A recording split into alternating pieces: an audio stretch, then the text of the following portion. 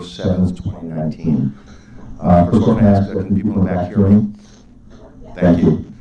Second, can I ask, is this meeting being recorded?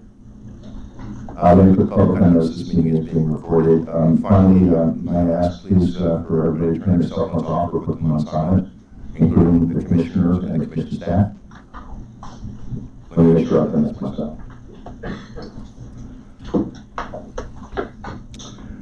Notwithstanding the sign behind me, we are the Cannabis Control Commission, not the Gaming Commission. For those of you that came for a Gaming Commission meeting, I'm sorry. We're not going to be talking about gambling today. Sorry, Commissioner Flanagan. I'm going to get right into the agenda. We have a lengthy meeting today, so I'm going to just get right into the agenda. We're going to go through the standard process of updating minutes. I think we have 3 sets of minutes from previous meetings to update the Executive Director's report on the status of our licensing for both medical and adult use. We have several licensing recommendations from our staff to take up: 1 change of ownership, a large number of renewals, final licenses, and provisional licenses. Additionally, we have several topics of conversation for the Commission to discuss and vote, including an update on our energy guidance, a report on data availability, which I think is very crucial, and then 2 items relating to Executive Director compensation and goals for fiscal 2020. So pretty packed agenda, and then on top of that, I'm exercising my right to add to the agenda based upon something that came up that I was not aware of at the time this agenda was released. And so we will talk about Judge Wilkins' ruling with respect to vaping and what, if any, actions we will take in response to that ruling. It does qualify as something I was unaware of, notwithstanding State House News reporting that I was leaving the State House at 11:45 a.m. on Tuesday. I was indeed leaving the State House at that point in time, but it was with for a meeting that had been scheduled way ahead of time and had nothing to do with vaping. When I left that meeting is when I learned about Judge Wilkins' ruling, and our agenda had already been distributed, so it's something that I was not aware at the time. So we will discuss our response to Judge Wilkins' ruling. With respect to the media and the public that are here, because they anticipated that we would talk about Judge Wilkins' ruling on the vaping ban, I'm going to put that at the beginning of the agenda. We will do that first before we get into the rest of our standard business. What I would like to do is go through that, and I'm going to talk about how I'd like to proceed on this topic. We will then take a break. To the extent that the media is interested in speaking with me or any other commissioner on vaping, we will do it at that break. We will not respond to questions about anything else on the agenda, but we will only respond to questions with respect to vaping. We'll then go back after the break into our regular agenda, and then we will have media availability at the end of the day for all other topics besides vaping.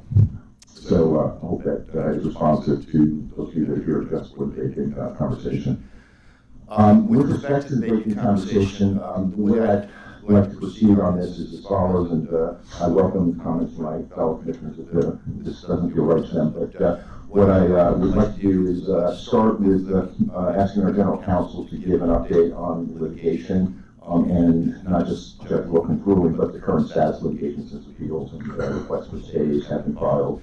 So I know that all the commissioners have read the ruling very carefully. I still think it'd be useful for the general counsel to go through it, just make sure we all have the same interpretation of the implications of the ruling, and as well for those of you in the audience that haven't had a chance to read through the ruling. So we'll ask the general counsel to start with that.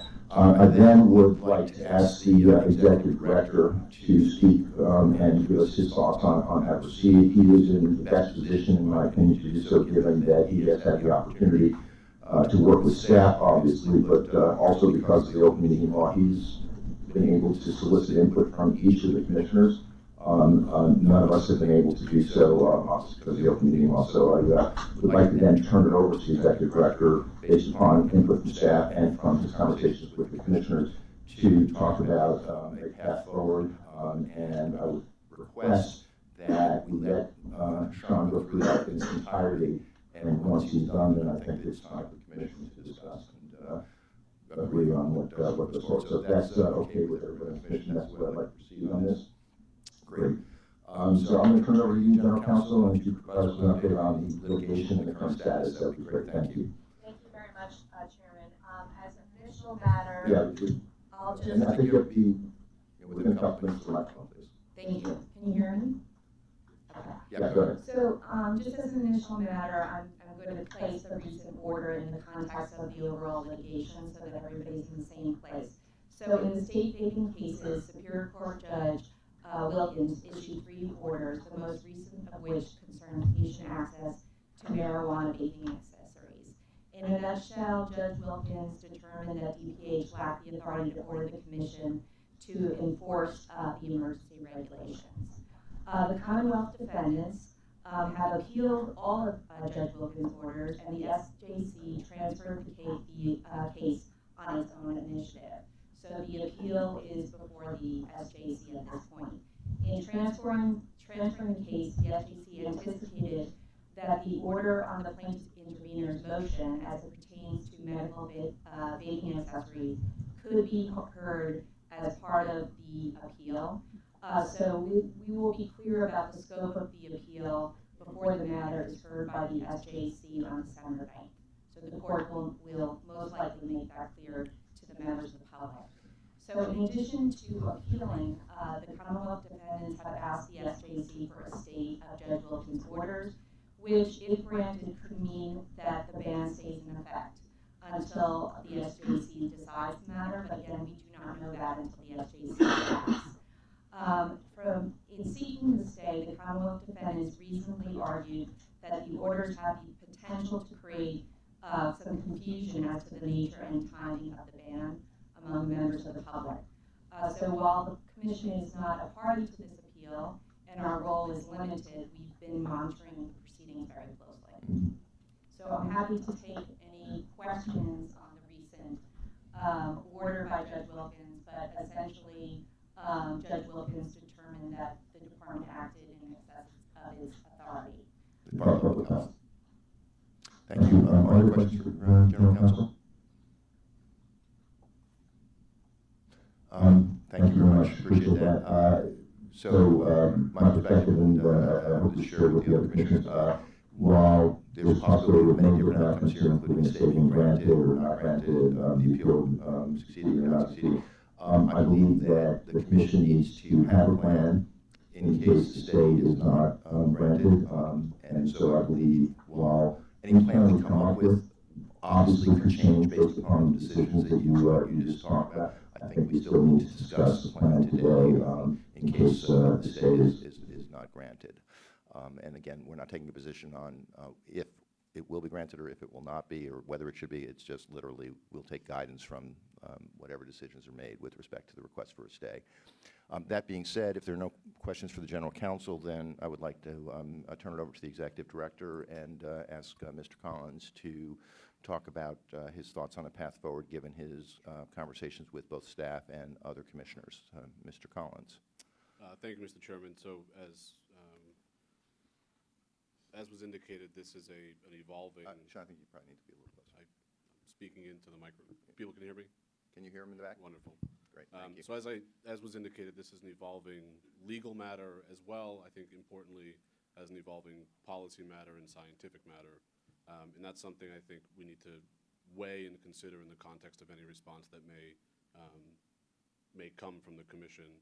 And so as we monitor the proceedings, and also important, the Commission itself is not party to these proceedings. Correct. We have thought through a variety of options that may be considered in the event that a stay were not to be granted and that this would not be extended and further deliberated by the Supreme Judicial Court. So one of the things that I think is included in any decision we make or any relative to any licensee or any product is the ability, based on our existing regulations, to intervene in the event there's a public health or public safety consideration. So if the ban were to be lifted as it pertains to medical marijuana patients and products, we do have tools at our disposal that we could deploy through administrative action, which would ultimately, the myriad of options include administrative hold, quarantine, or the removal of product process.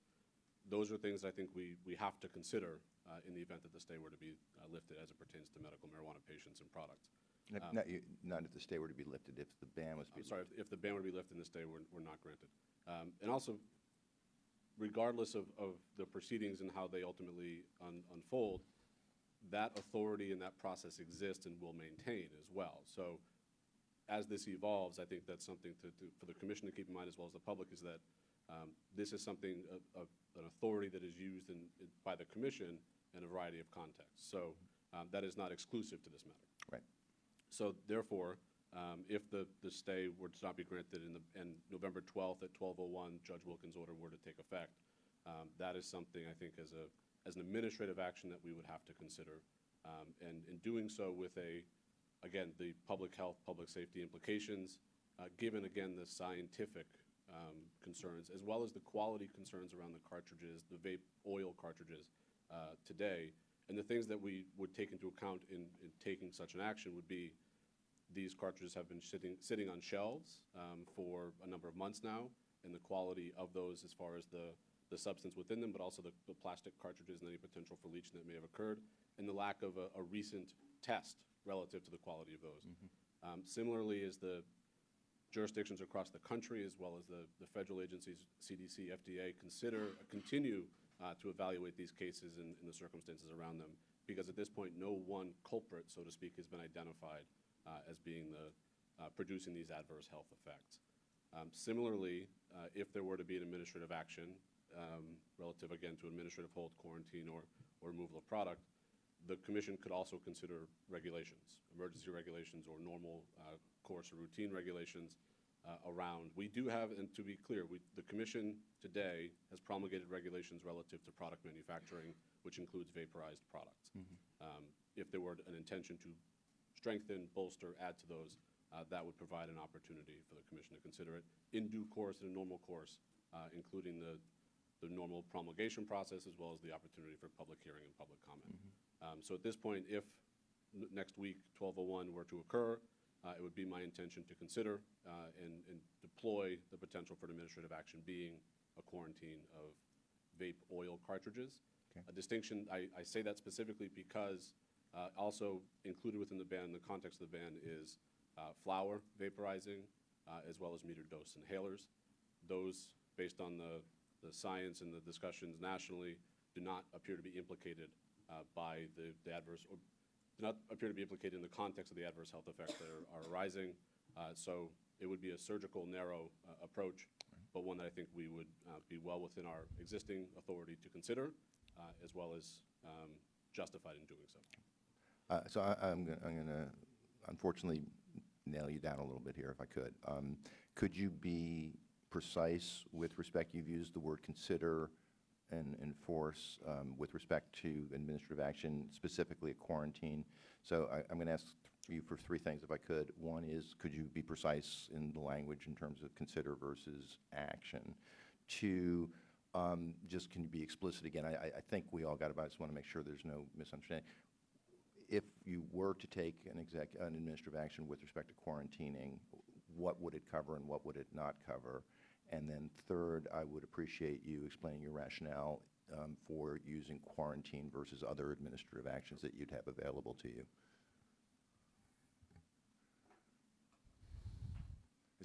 Are those fair questions? Mr. Chair, Yes.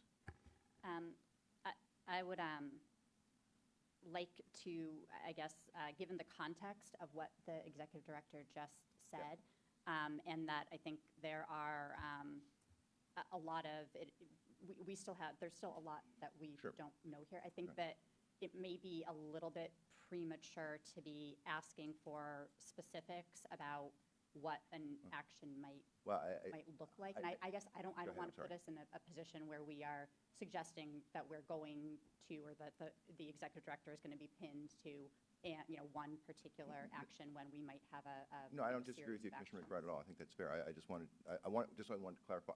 So let me try to be careful here. I'm not asking for anything additional from the executive director. I just want him to clarify the comments he made to this point. Is that fair? Or if you're not comfortable, and if you prefer to hold off until we have a commission discussion, I'm happy with that. But I just want to make sure I understood what you just said.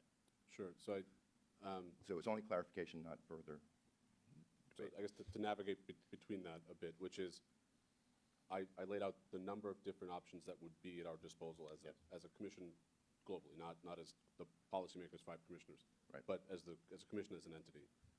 To Commissioner McBride's point, as I indicated at the outset, this is a rapidly evolving dynamic, both from a legal standpoint as well as a policy, scientific, and medical standpoint as well. So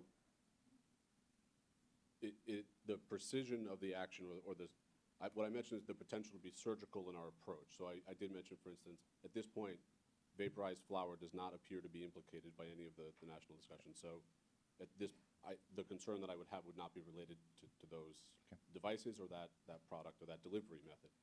At the same time, the concern I have around the oil-based cartridges is the lack of, at this point, I'm not suggesting by any means that they're safe, but I'm also not suggesting that legal product has been implicated as a global. It's been identified as a potential source, and I want to be clear about that, which means at this point the uncertainty around it is concerning. So we would want to make sure that there are precautions that are taken. The way we would go about doing that is the potential for quarantine of that inventory, which would allow for the commission to test where appropriate and where necessary, but also allow for licensees to identify their inventory and identify the products or the additives or any sort of ingredients that may be included, to give us that opportunity to do that, to ensure the public that we know what's in these products. So that my intention would be to pursue the potential for quarantine. But to Commissioner McBride's point, the precision of what that would entail needs to be, I think, more fully vetted. But it would be my intention to pursue that and vet that so as to react, I think, in a timely manner. Again, this assumes and it assumes just from a planning standpoint that the stay would not be granted, the ban would be I understand. Everything we're doing is. Which is a big assumption. That's a big assumption, and we'll obviously adjust as appropriate as we get more information and as this case proceeds. But thank you. I appreciate the clarification. I think it is now appropriate for the commission to start commenting and weighing in. So, Commissioner Tuttle, looks like you had your hand raised, even though we're not in school anymore. I actually just wanted to make a point on that previous discussion that we just had. So I was about to say exactly what Commissioner McBride just said in terms of those questions being premature, but I also just want to call attention for context to the quarantine process, which was developed by staff and commissioners and promulgated. And that process reads, pursuant to its authority, I'm reading excerpts, a quarantine order may be imposed by the commission to immediately quarantine or otherwise restrict the sale or use of marijuana or marijuana products or MIPS if based on complaints, inspections, affidavits, or other credible evidence. And so I do think that it's perfectly appropriate, as Mr. Collins just laid out, that if the ban was lifted, a quarantine should be considered based on those items. And so if we don't have those items and they haven't been considered, to discuss an action without considering those items would be premature. Commissioner McBride? I'd like to make a motion that I think might provide us with context to maybe engage in this conversation. Let's consider that and then go ahead. Okay, so I'm going to pass this out. Yeah, please, thank you.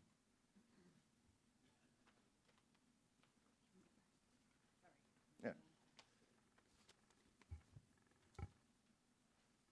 So I move that the commission begin the process to promulgate adult use and medical regulations relative to the vaporization of marijuana products, including but not limited to extracts, concentrates, and any marijuana accessories or devices used for the consumption of vaporized marijuana products. Move further that the scope of any regulations considered by the commission shall be limited to 1, ingredients, 2, labeling, 3, testing, 4, sourcing, and 5, storage of marijuana products intended for vaporization, and further, that the commission affirms the authority of the executive director granted by Chapter 94G, 935 CMR 500, and 935 CMR 501 to take administrative action to ensure the safe sale of marijuana products in the Commonwealth pursuant to those regulations. So, following up on Commissioner Title's comments, this is affirming what the authority we've already granted. and enabling the executive director to take, pursuant to our regulations, appropriate actions, but providing for the flexibility to see what happens in the next few days relative to litigation.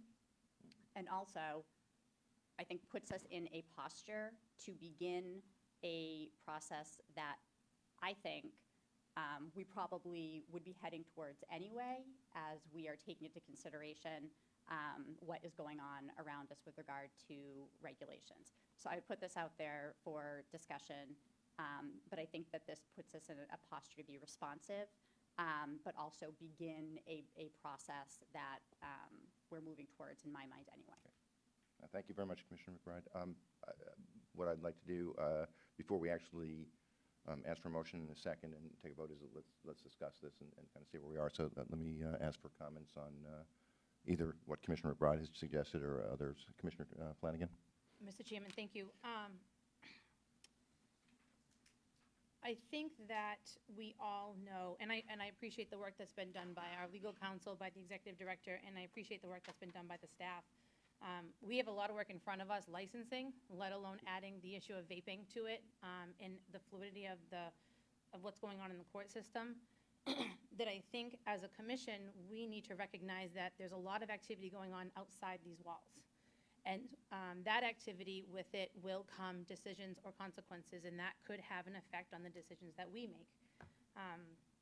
The truth is that we don't have all the answers. And while I know that I have been approached by people, and people have reached out to me saying, I know what's best, and I know what's best, the reality is that as 5 commissioners, we took an oath to do what's best for the Commonwealth and for the people in the Commonwealth. And I think from my opinion, it's important that we support the motion that was made, that is going to be made by Commissioner McBride, so that we do what we do best. And there's no pun intended. We take a thoughtful, deliberative approach to this process. We hear from all sides. If we engage in this regulatory process, there will be public comment. There will be public hearings. The general public will have their opportunity to talk to us as commissioners. And you really don't get that opportunity in the court system. There's a court case going on. If there's a decision in a couple of days, that could negate what the decision that we make today. The truth of the matter is there is a health crisis going on in the United States. Choose to agree with it, choose to disagree with it, criticize it, embrace it. The reality is that 3 people in Massachusetts have died. There are many people across the state that are sick. And the reality is that even the CDC doesn't have all the answers yet. And so for us to be able to take this deliberative approach, I think really is something that is best for the Commonwealth. I think it's best for the patients that we serve. I think it's also best for the consumers that choose to buy the products that we have in our dispensaries. So I appreciate the motion that Commissioner McBride brings forward, because I think it shows that once again the Cannabis Control Commission is taking the approach we've always taken, which is to be very thoughtful and very deliberative, and to make sure that there's not just 5 people making this decision, but there's people that can be heard from the Berkshires to the Cape. So I appreciate the work that has been done to put this together, and I'll support this motion. Thank you, Commissioner Flanagan. Are there other comments before we ask for a formal motion? Go ahead, Commissioner Doyle. Thank you very much to Commissioner McBride for the thought that went into this motion. I think it is definitely a step in the right direction. With regard to the second clause talking about the scope of our regulations, the one thing that I think may not be covered in this list, which is very comprehensive, is the chemical process of vaping. And we may discover that the application of heat to the ingredients is at issue, at least in part, as the investigation goes on. And I'd just like to make sure that we have the opportunity to address that if need be. And so I would just ask if we could add that as a consideration.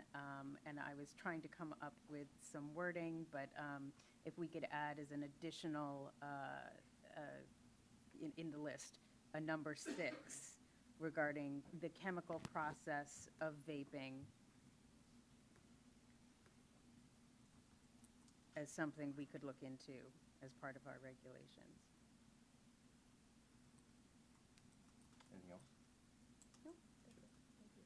Okay, go ahead, Thank you. Commissioner Tuttle. I support this motion, and I thank you to Commissioner McBride for the thoughtful motion. I do have a question. Is the motion to begin the process of promulgating emergency okay.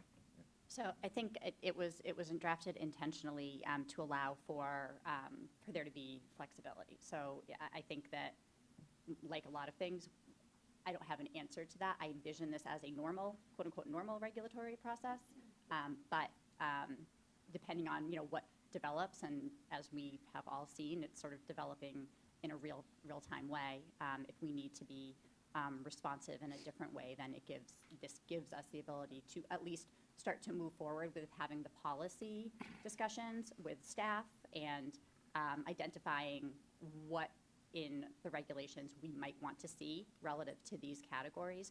And then if we need to do something that's more expedited, we're in a position where we can do that. I appreciate that. I agree with that. And of course, if there's more information that comes to light, we always have the authority to promulgate emergency regulations. I have a additional suggestion to Commissioner Doyle's suggestion. Go ahead. Commissioner Doyle, you said chemical process. What do you think about manufacturing process as well? Yeah, I have no objection to that. We obviously need to give ourselves some room here because we may find out that things are at issue that we're not aware of at the moment. Thank you. Okay. Then, unless there are other comments from the commissioners, I actually have some things that I'd like to raise and ask about. So first of all, let me just join in with everybody in thanking Commissioner McBride for her leadership on drafting this. I think it's well, as always, incredibly well thought out and executed. So thank you, Commissioner McBride. I have, I guess, one concern and one question. So let me start with the question.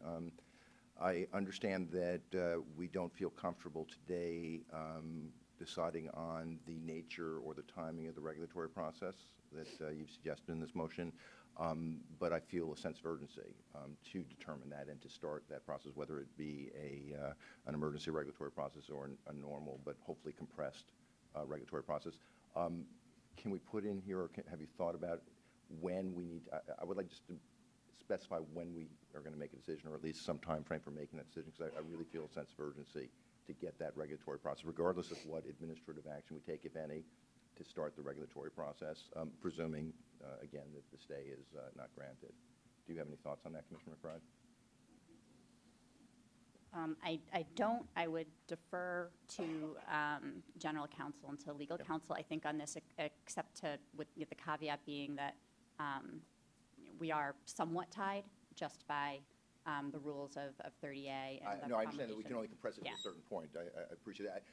I was asking less about what decision we'll make and what the process will look like, as opposed to when we will make a decision about what regulatory process we will follow and what time frame. And I just would like to put something in place that says we'll make a decision around this within a certain time frame. And I don't know if you've thought about that, and after you, I'm going to ask the same question to the executive director, but go ahead first, please. Well, I think it's kind of hearkening back to the conversation or the comments that Commissioner Title made, right? That I think it's a little bit difficult because we don't know how this is going to evolve necessarily, and there may be a set of circumstances that would push us in the direction of us having, an emergency meeting, or I think that those circumstances are yet to be determined.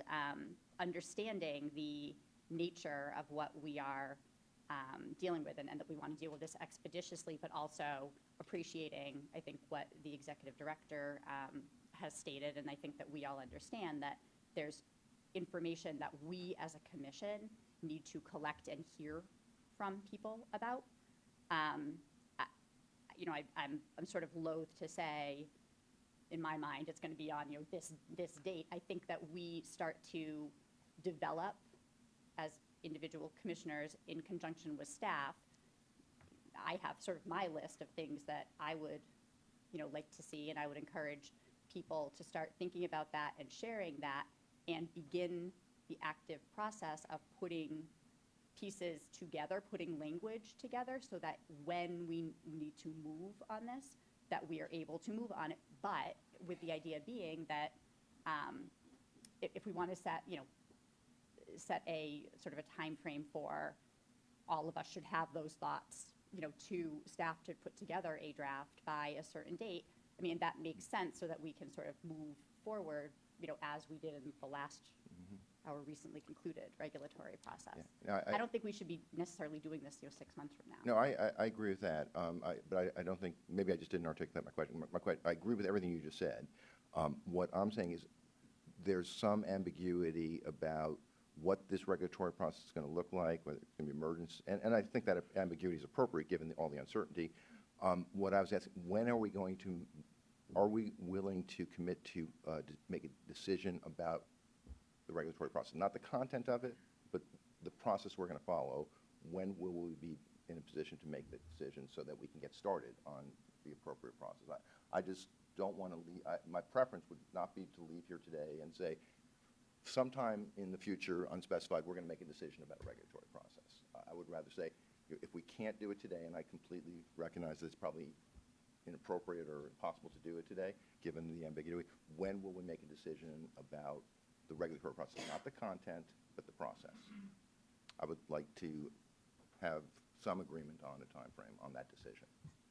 And I don't know, Mr. Chairman, can I go ahead, Commissioner? Are you Flanagan. suggesting a time frame? I mean, I would you're like- asking for a time frame, but I mean, I'm kind of wondering if, I want a time frame for this, again, please, let me just be unambiguous to the extent I can. I'm not asking for a time frame for a regulatory process. I'm asking for a time frame to make a decision about a regulatory process. And I think that's appropriate. I don't want to leave this ambiguous about when are we going to decide how we're going to proceed here. I'm not trying to force a decision about how we're going to proceed. I'm trying to force a decision about when we're going to decide how to proceed. but then that goes back to my question, are you suggesting a time frame? I'm suggesting, yes, that if the stay is not lifted on the 2nd, then I would like to ask the Executive Director and the Chief of Staff to find a time for us to meet in a session, a public session, as quickly as possible after Tuesday, to make a decision, again, not about the regulations, but the regulatory process we're going to follow. Because I think we need to be, again, this whole conversation today can become completely moot shortly, depending on court decisions. But if the stay is not granted, I want us to be very clear about how we're going to proceed, not just with respect to the administrative action, but with respect to the regulatory process. And since we can't, at this point, agree, or I think it's premature for us to try to agree on what that regulatory process is, I want us to put in place a timeline to have the conversation, to agree on what regulatory process we're going to follow and what the timeline for that regulatory process is. So am I making myself clear, or can I have comments or thoughts on what I'm saying? Because it's only half of what I want to talk about, so let's go ahead, Commissioner Doyle. Mr. Chairman, I have a question for General Counsel. Shape, go ahead. General Counsel, could you refresh us, obviously there is a issue with the stay, but following that being resolved, what are the next steps could you refresh us on what the next steps are at the Supreme Judicial Court following the ruling on the stay? Yeah, so currently, most of what Judge Wilkins decided is before the SJC as part of the appeal. The court anticipated that there would be this recent decision on the plaintiff intervener's, essentially the medical patient's motion, and anticipated that that could be considered as part of the appeal on the oral argument on December 9th. I think it's likely that everything will be consolidated and heard by the court on December 9th.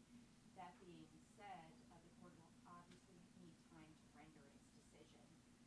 They will understand that it's an emergency situation of sorts, or they may understand that. They'll probably have to decide that as well. So that will impact the timing of their decision. In terms of this motion for a stay, I'm sure that the court understands that in Judge Wilkins' most recent order on November 12th was significant.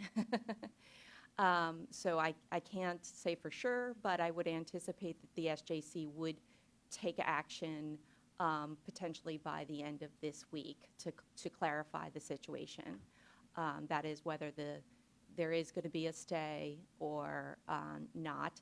It's also possible that the court, single justice of the court, will hold an evidentiary hearing on the issue of the stay. And again, that's completely at the court's discretion.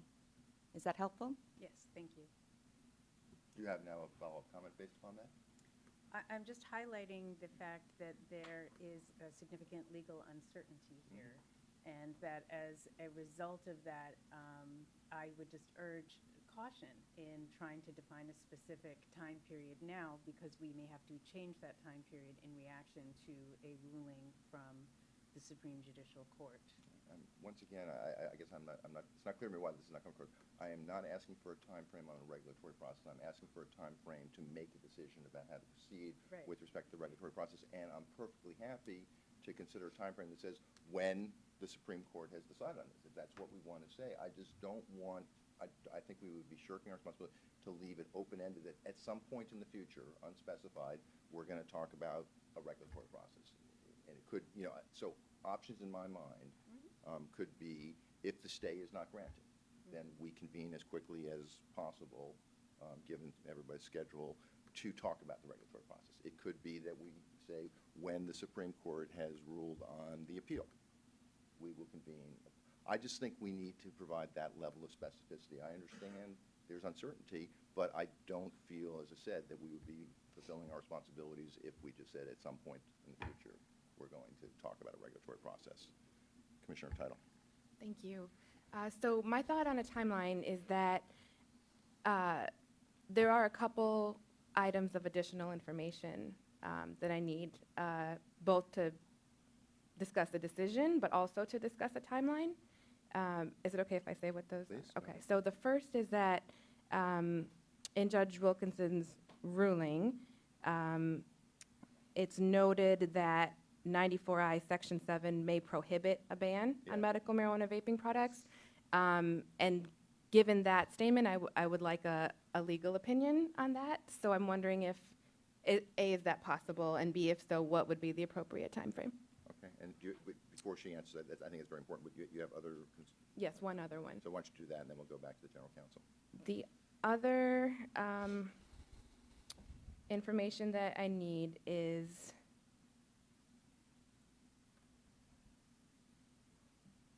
implicit in another sentence in the ruling, which says 1 week is likely enough time to consider emergency regulations, since the CCC already has experience as the agency implementing the emergency regulations for the marijuana industry and has the benefit of all the work done by DPH to date. And there's an implication there that we have access to that information. If we are going to be considering a quarantine, and it sounds like from the executive director's comments that we are, the relevant question is, are any of those products that we're considering quarantining, i.e. those products that have been sold by businesses as medical products, are they linked to any illnesses? And that information surely exists, even if it's preliminary. And so I would want to make a formal request for that information before we have this discussion. Before we have which discussion? On the motion? Before we have the discussion to promulgate regulations pursuant to the motion on the table. So let's go back. Let's take them one at a time if we could. So, General Counsel, do you have a comment on Commissioner Title's question about rendering a legal opinion? Sure. Basically, in Judge Wilkins' order, he determined, as I said before, that DPH lacked the authority to order the commission to enforce the ban. In part, the judge was relying on Section 94I, Section 7.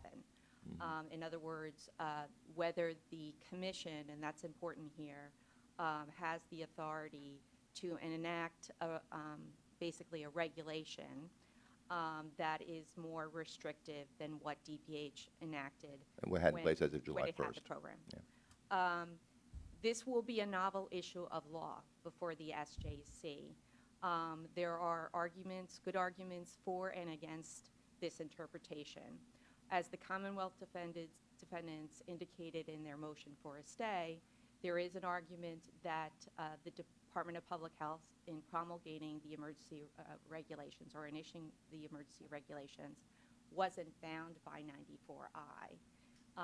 The Commonwealth defendants also argue that they had other sources of authority. They still maintain that the commissioner's original order is valid. So this issue will be potentially before the court. Now, the court will have some discretion as to whether it reaches this issue. The court, for example, might just reach the issue of whether the commissioner had the authority to promulgate the order and whether the department had the authority to promulgate the regs and look at that more narrowly. So the court could also exercise its discretion not to reach the question of 94I. Is that Yes. So how does that affect your thinking about the time frame then of deciding, again, not the time frame of developing regulations, but the time frame of deciding how we will proceed in a regulatory process? Does that affect your thinking? It does. So, so first, if we make that request for the information about whether the products we're talking about are You're talking about a contained formal request to the illnesses. Department of Public Health? Yes, I am talking about a formal request to the Department of Public Health. Then we need to give sufficient time to reply with that information, one. And two, if the information suggests that these products are implicated, then I assume we would want to have an emergency meeting immediately. If not, then my suggestion would be that we discuss this at our next scheduled meeting. I just want to make sure I'm understanding. I'm not arguing or disagreeing or debating. I'm just trying to understand. When you said you were concerned about lacking two pieces of information, are you talking about with respect to voting on this motion today until No. you have that? You're just talking about the start of the regulatory process? Yes. Great, thank you. Okay. Are there other comments? What? Go ahead, Commissioner. Let me, No, go ahead. Commissioner Flanagan. Well, my question is that we're having this discussion. Are we ultimately taking a vote on whether to make this time frame? Because if not, then I don't think we should make a time frame. I think it's disingenuous to create a time frame given the fluid nature of what's going on in the courts, and then to have people come back to us and say, well, you said this was going to be hopefully your time frame. I think we have to go along with part of the process that's playing out, again, outside these walls. And the fact of the matter is that all five of us, and I don't want to speak for the five of us, see this as important. So we are all taking whatever actions we need to within our different purview to ensure that this is addressed. And if Commissioner Title is looking for information from the courts or from DPH or whomever, we don't know how long it's going to take for her to get that back. And if that's something that she needs to have, then we need to agree with that. And I think any of us that need information have the ability to ask for that and would expect the same respect. So I don't think the time frame is as important as the activity that's going on. And we can go round and round, and unless there's going to be a motion for us to take an actual vote on whether or not we're going to have the time frame, I think we let the staff do their jobs, we all do what we have to do, and we continue to push forward. As, like I said, there's a crisis going on, so no one's going to sit on their hands, whether it goes through the Thanksgiving holiday or the Christmas holiday or the New Year holiday. We're all going to have to keep working at this alongside what's going on in the court system. So if there's not a vote, I'm saying publicly, I don't think we need a timeline. I think we've shown in the history since we've been here in 2017 that we act on things as needed, and we would continue to do that. Commissioner McBride? First, I would just agree with what Commissioner Flanagan just said, that I get nervous about pinning us to a timeline when there's still a lot that's developing, which is why I've sort of been hemming a little bit. Respecting Commissioner Title's comments, I agree that information is absolutely necessary. But I also want to make it clear that information from DPH isn't going to be the only evidence, right? And so I do want to clarify that the executive director needs to develop what he believes to be the basis for any action that he's going to be taking, and that it's not just going to be sort of narrow to, that information, that he should feel empowered to collect whatever information and reflect on that information with staff to make a decision. If I didn't make that clear, I apologize. I absolutely agree. Okay. So it's clear that I am not going to carry the day here. I vehemently disagree with where we are right now, but I will support the majority of the commission on this. I will say that I am not asking for necessarily a specific date. I am asking if there are conditions that include finalization of this litigation, whether it's a stay or whether it's an appeal, receiving the information that you feel is necessary, saying that as soon as we have that, we will act. Maybe that's not necessary, but I just feel, and I'll stop after this, I feel just saying, well, we'll get to it. It just is inappropriate. And I respect Commissioner Flanagan's point. We have always done the right thing, and we always have taken the appropriate action, so perhaps we don't need this. But I'm personally uncomfortable with where we are, but I support where we are. That being said, I'm now going to make it even more difficult because the second concern I have is saying that if the stay is not granted, at 12:01 a.m. the governor's order expires or is lifted, we might consider doing something, or we will consider doing something. I am not comfortable with that. I am not comfortable saying, we'll see. I do believe we have to, and this is, I'm speaking personally, obviously, we have to say if the stay is not lifted, or if the stay is not granted, this is the action we will take. Now, I would like to say we will start a regulatory process, but I've just found out that I'm not going to get support on that.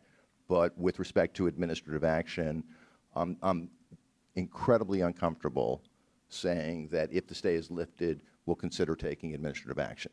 I believe that is shirking our responsibilities to an extreme.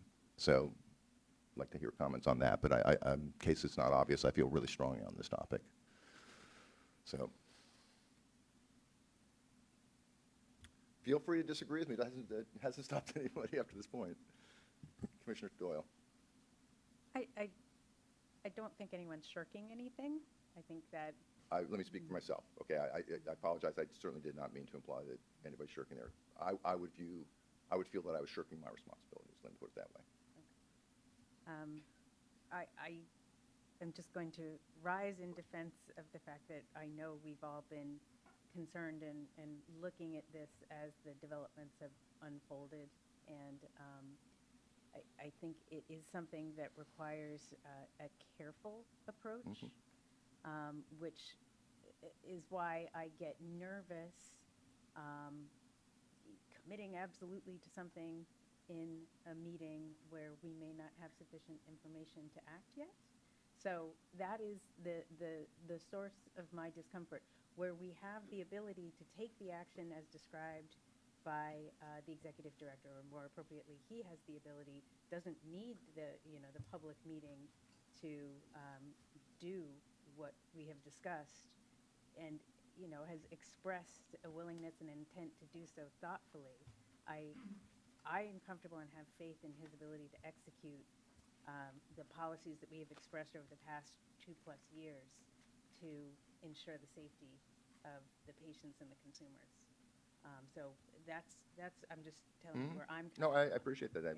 I think this is what this conversation is for, is so people can express their opinion on that. Are there other comments? Commissioner Flanagan? I agree with Commissioner Doyle. I think that I have faith in the actions that would be taken by the executive director. And again, it's hard to pinpoint without all the information in front of us. And as is stated multiple times in 2 years, I'm not a lawyer, so I'm not sitting in the courtroom. I think it's incumbent upon us to be a little flexible in this and use the tools that we have and embrace the tools that we have to get to an end result. So I'd be a little hesitant to say what we're going to do if this, I'm sorry, then that. excuse me. I apologize for the interruption. Go, keep going.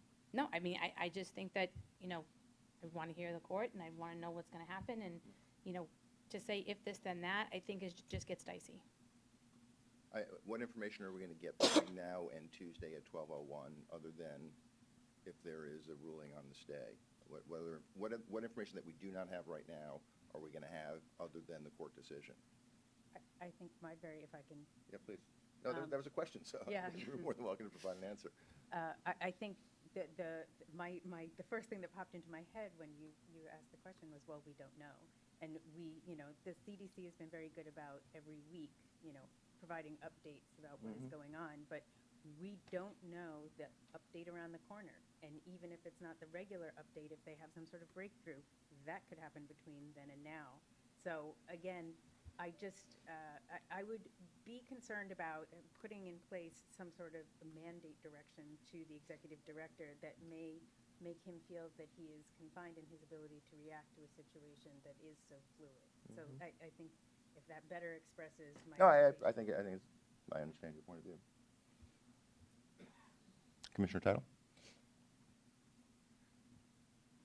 I couldn't really say it any better than Commissioner Doyle just said it.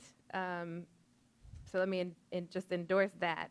But let me also add that the executive director has had the power to quarantine or recall products this entire time. Yes. We did have a discussion about our concerns back in early September, laid out a plan that I think was fully appropriate. And I have had, not only do I have full faith and confidence now, I've had full faith and confidence this entire time that if there was any evidence that would warrant that kind of action, and the evidence changes by the day, that appropriate action will be taken. Thank you. So, I feel forced to clarify, what I would have thought would have been obvious, but I have complete confidence in the executive director. My comments have nothing to do with any lack of confidence in the executive director. That being said, I feel a personal accountability. I'm speaking for myself, and I'm not being critical of any other commissioner. I'm speaking explicitly for myself. I feel an accountability to use the greatest amount of caution we can possibly use given the lack of information here. And I don't feel comfortable just saying, we'll see what happens. And see what, I just feel in my job, I need to ensure that we are doing everything we possibly can to be cautious because people's lives are at stake here.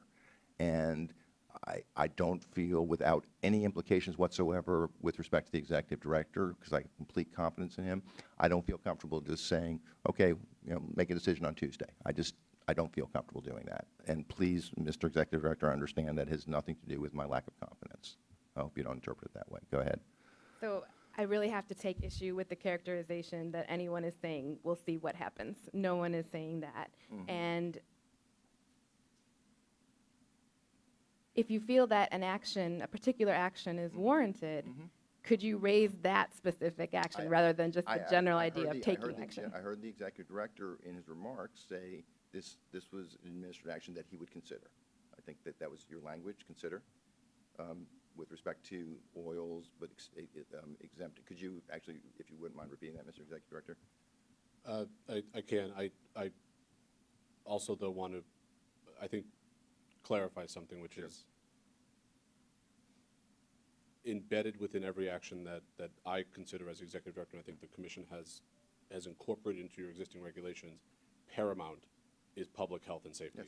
And so at no point in making any decision is that not a factor, not a consideration. I appreciate that. With that in mind, though, to the various commissioners' points, this is something we have been monitoring, will continue to monitor, will monitor beyond the consideration of any stay or any judicial action. But because it's evolving, what I'm saying is, and I guess to your question, Mr. Chairman, what I will commit to is that as this evolves, we will pursue and seek any evidence that would rise to monitor that public health scenario or situation. If at any time there is a threat to public health or safety, I will take immediate action, as I have and as I will in the future. And that rises to the level of the various options: administrative hold, quarantine, product removal, but also, and it's specific to licensees and individual circumstances, but globally, industry-wide, medical or adult use regardless.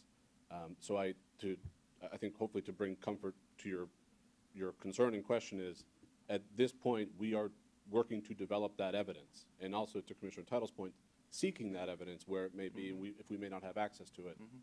With that in mind, which is if the stay were to be lifted, I would have every intention of deploying any tool that we have to ensure that product that may not be safe for consumers or for patients does not reach the marketplace and does not reach any patient or consumer. So that includes, and I think at this point it is leaning toward the potential for a quarantine. But I say consider with, I guess at this point, every intention of pursuing that with vigor and I think any resource we have at our disposal. So I don't know if there's a more impassioned way to relay that to you, but I appreciate what you said. by no means is there a responsibility I'm being shirked.